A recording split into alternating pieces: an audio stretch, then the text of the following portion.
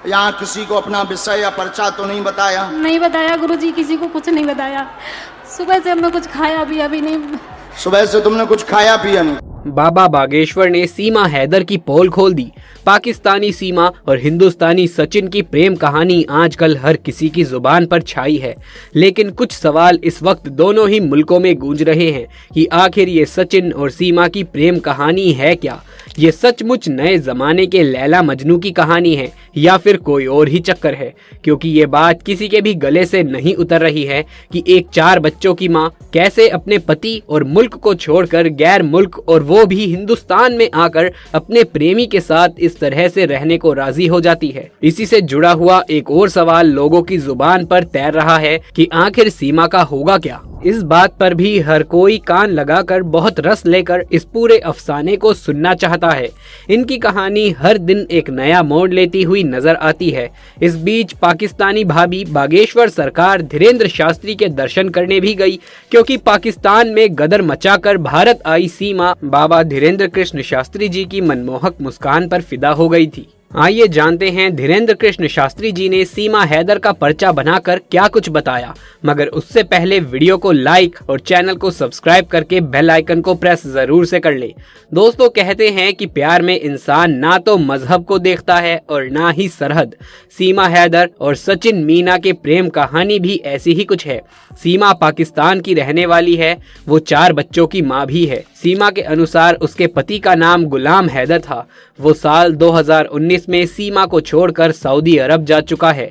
सीमा का कहना है कि उसका पति अक्सर उसको मारता पीटता था। बहरहाल सीमा के पति ने फेसबुक पर वीडियो पोस्ट करते हुए कहा कि उसकी बीवी सीमा हैदर पाकिस्तान छोड़कर भारत चली गई है और उसके छोटे छोटे बच्चे भी हैं। गुलाम हैदर ने पीएम नरेंद्र मोदी से मदद मांगते हुए सीमा को वापस पाकिस्तान भेजने की बात कही। वीडियो वायरल हुई तो करोड़ों लोगों को इस मामले का पता चला। सीमा गुलाम हैदर ने मीडिया से कहा कि अब सचिन ही उसका पति है, वो अपनी सारी जिंदगी सचिन के साथ ही भारत में रहना चाहती है। वहीं सचिन ने भी कहा कि वो सीमा से प्रेम करता है और उसके साथ ही रहना चाहता है। बता दें कि इन दोनों को पबजी खेलते हुए प्यार हो गया था। जी हाँ, कहने को तो ये एक गेम है जिसमें दुनिया के किसी भी कोने में बैठा शख्स इस खेल का हिस्सा बन सकता है, लेकिन यहाँ ये पबजी सीमा और सचिन की मोहब्बत का प्लेटफॉर्म बना, जहाँ दोनों शुरू में खिलाड़ी थे, लेकिन बातचीत का सिलसिला शुरू हुआ तो बात दूर तक निकल गई। वो साल था 2020। कोरोना में लॉकडाउन के वक्त सीमा ने घर में रहकर पबजी खेलना शुरू कर दिया था। पबजी खेलते हुए उन्हें भारत में रहने वाले सचिन से इतना प्यार हो गया कि वो सचिन के प्यार में पाकिस्तान से भागकर भारत आ गई।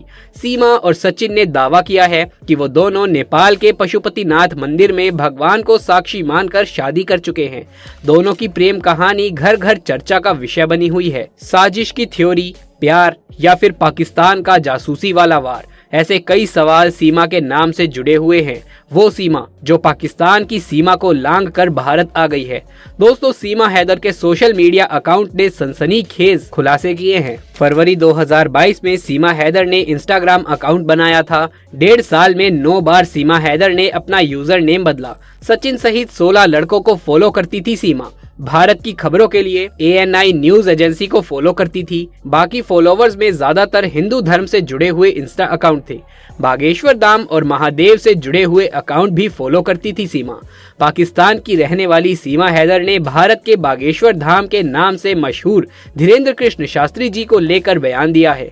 सीमा हैदर ने कहा कि बागेश्वर धाम के धीरेन्द्र कृष्ण शास्त्री जी उसे अच्छे लगते हैं और सीमा ने बातचीत में बताया कि उसे बागेश्वर बाबा की स्माइल बहुत पसंद है। सीमा धीरेन्द्र कृष्ण शास्त्री जी का आशीर्वाद लेने के लिए दिव्य दरबार पहुंच चुकी है। सीमा ने कहा कि मैं सचिन से बहुत प्यार करती हूं और अब मैं भारत में ही रहूंगी। यही मुझे जीना है, यही मुझे मरना है। अब आप ही मेरी मदद कर सकते हैं, मुझे सिर्फ आप पर ही भरोसा है।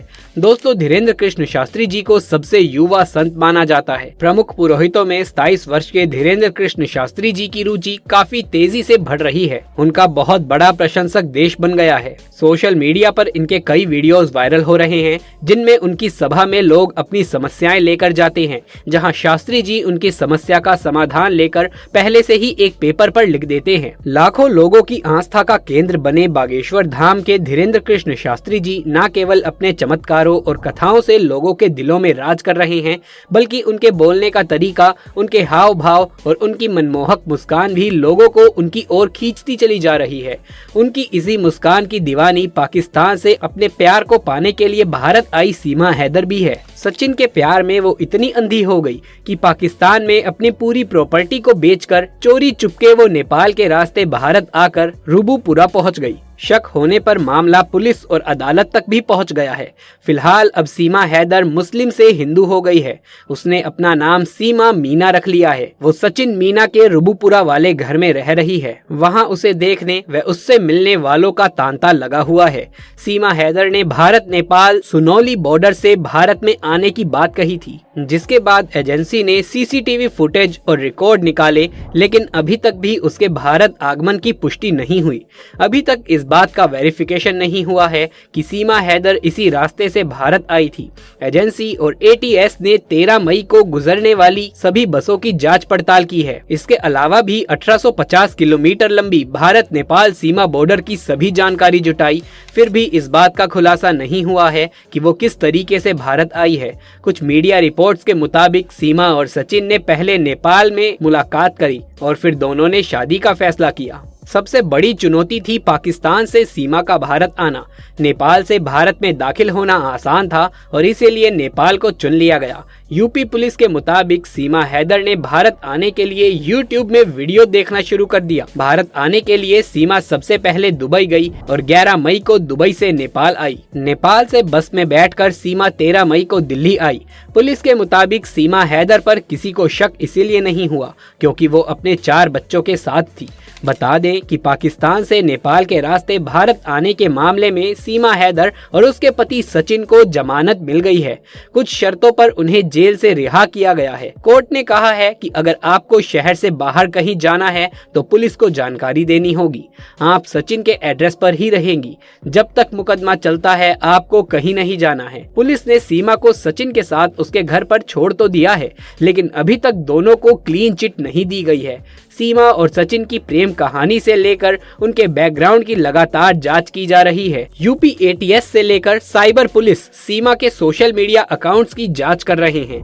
उनके मोबाइल फोन सिम का डाटा भी कंगाला जा चुका है। वहीं आम लोग सीमा के इतने कम पढ़े लिखे होने के बावजूद वीजा तैयार करने से लेकर उसके दुबई और नेपाल के रास्ते से भारत आने पर कई सवाल खड़े कर रहे हैं। सोशल मीडिया पर लोग उसके बहुत ही शातिर और माहिर होने का दावा कर रहे हैं। वहीं दूसरी ओर सीमा को पाकिस्तान आने के लिए धमकी भी दी गई है।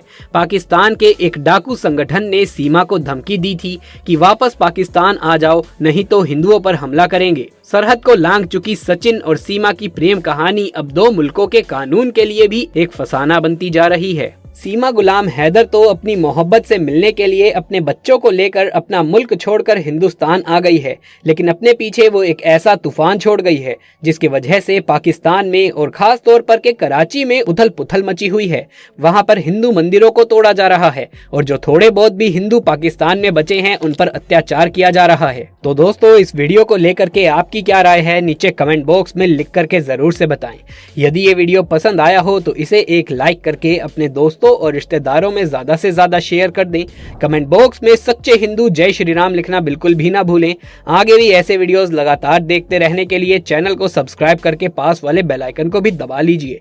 जल्द मुलाकात होगी आपसे किसी अगली वीडियो में। तब तक के लिए आप सभी का धन्यवाद।